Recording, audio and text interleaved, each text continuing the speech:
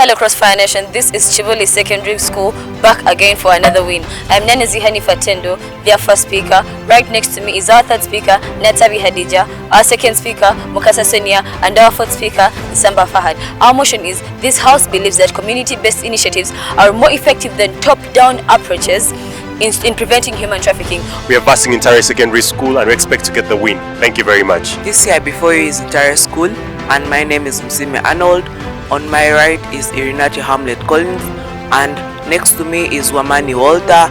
Then next to Wamani Walter is Sean Solomon, and then at the flip end there is Tahakanisiwa Eric. The resolution of today states that this house believes that community-based initiatives are more effective than top-down approaches in fighting human trafficking.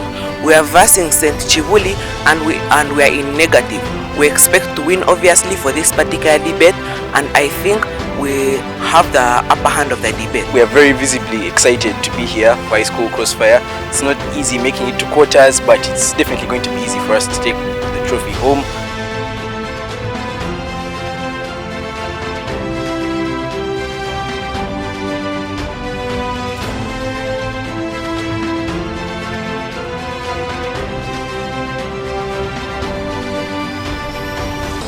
House rules. Each speaker has 5 minutes. The first and last minutes are protected. The judge will ring a bell to signal the protected time.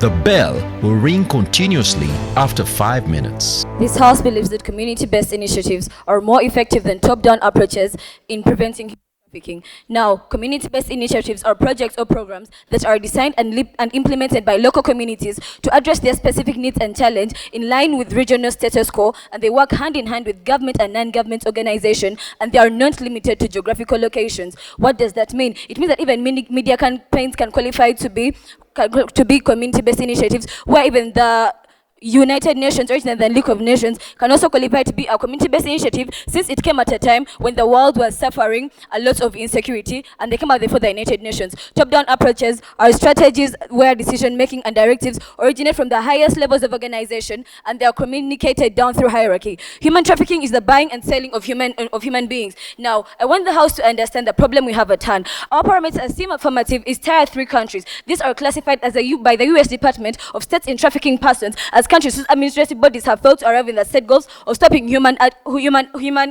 trafficking, and they are highly affected by the vice. We are choosing these countries because statistics have proven that they are fundamentally the grassroots of human trafficking issues worldwide. So if you can curb these issues within those countries, then it is going to be easier for us to stop it through the entire world. We had an average of 23.6 million victims, of which a big percentage of this was actually being taken to those Tier 3 countries or being brought from those Tier 3 countries. Now, community-based initiatives, right, have actually been more effective. And how is that? In India, which is a Tier 3 country, right, we have had 1,200 versus we had the community-based initiatives being able to get 1,200 to human trafficking victims versus the 500 who are going through national effort. Now, what does this essentially mean? As community-based initiatives, they are characterized by, first of all, they focus on grassroots problems causing the issue. Then they also focus on the soaring problems in status quo, versus the top-down approaches, which are characterized, first of all, by an omnibus kind of setting, where they focus more on the general issue than actually finding out what it causes. And the top leaders is the one that makes the decisions,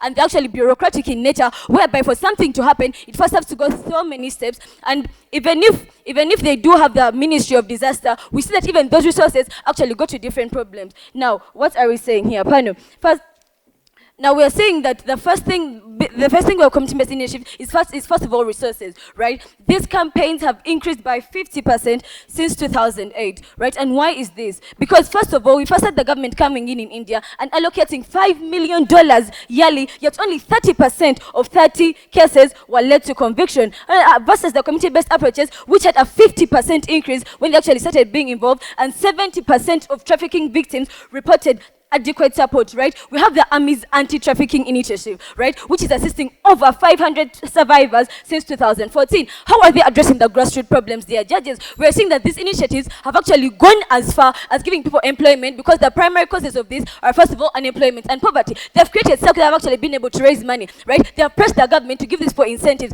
Take for say the UN. The UN has hired very many interns all over the world so they can actually come and help the community at hand. Now, we have policy framework and legislation. Now, we have to understand that these community-based initiatives are actually whistleblowers for the government. It was not until we started seeing social media campaigns about the poor who got Saudi Arabia and they're mistreated that the government actually began talking about it, right? Take for say in India in 2018, where they actually helped the government understand the impact of human trafficking, and they amended an act in 2018 which has been in place since 1980. And what does that mean? When they amended this act, this therefore helped the government of India to actually go back and actually protect time, to help the government of India to actually go back and amend these laws, and there's 20% increase protected time. There's 20.2% increase. Therefore, actually participating in these things. Now, looking at the aspect of, and with that panel, I rest my case. Okay, this House believes that community initiatives are more effective than top-down approach in preventing human trafficking. Now, I think for starters, as the debate goes on, I think it is one, very unjust to compare community-based initiatives at their best and government at its worst. I think what Team Affirmative chooses to do in tonight's debate is just imagine a world of poor government. Imagine a world where government has done most likely nothing, or also community-based initiatives have done their best. I think for this debate to most likely be fair, we need to then compare between the two sides at peak condition, most probably. We need to acknowledge the efforts that the government has done in different sectors, in stopping human trafficking, in landslides in Bududa, and in even things like illiteracy. This just goes to show you the amount of government effort that Team Affirmative chooses to neglect as the debate goes on. But then also too, I think we just need to get an understanding on what government precisely is like. They argue that bureaucracy is the biggest problem within the government in the first place. I think bureaucracy involves things like certain legal frameworks within government. An understanding of that is that one, government works as one. The idea behind this is government is one body with particular legal frameworks and ideas shared within government. That just means that when you have a certain community-based initiative, again, at their best, you have a couple of people who are most likely in a room making decisions based off things that they have lost, or maybe personal emotions or relations to a particular Now, the particular problem with that is most likely that the oneness in decision making or the formalities in these particular understandings are then not fair, or things like that then just don't happen. The best case scenario is that because government is united as one with certain legal frameworks that also then spread out to then also reach community-based community levels or cell levels in this country. The idea behind this is because government is a very decentralized system, but then also because government can put in place certain laws that even affect people in the community and outside of the country. An idea in this is the sort of arm of reach that government has. The idea behind this is when we have a lot of people or thousands of people being taken to the Middle East each year because of their own particular understandings. The problem with community-based initiatives is they do not cater for that. The idea behind is that government has international reach to protect the citizens even outside Uganda and in Uganda. That is just an understanding of the legal framework that government has in tonight's debate. But then also, certain understandings like the big people in tonight's hand. When certain people or when certain big people in understanding are then preying on the people in the country, we find that the supremacy of government gives us a hand to even apprehend the big criminals. A sort of logical understanding is that at community-based initiatives, the big people that then need to be apprehended, an example as the Jeffrey Epsteins or particular people who are taking people as slaves, as sex slaves and understandings like that, are then not apprehended. Why? Because the influence of that these people have in particular communities anyways. But then also, because of the supremacy of government, we think that certain things like that can then just be taken on anyways. Then also, the understanding of what community-based initiatives envelop. The understanding behind this is a sort of scenario where something bad needs to happen and then they pick incentive from that. The reasoning behind this is when people lose their lives in human trafficking, then sort of community-based initiatives are then started. A problem with Team Affirmative is they envelop the United Nations in community-based initiatives, which then also leads us to think that the entire case could be a contradiction, because most probably the United Nations is then a top-down initiative anyways. We think community-based initiatives strive from when people lose particular people within the community and are hurt and suffer from particular particular kinds of laws,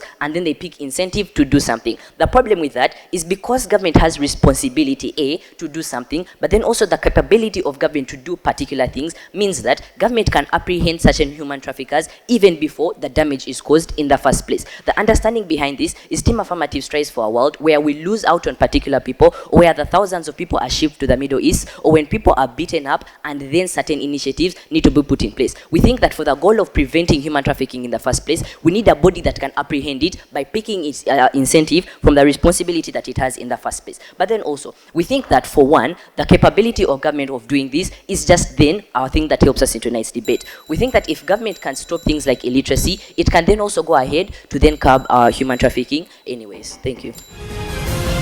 This is the High School Crossfire. We'll be back in a minute.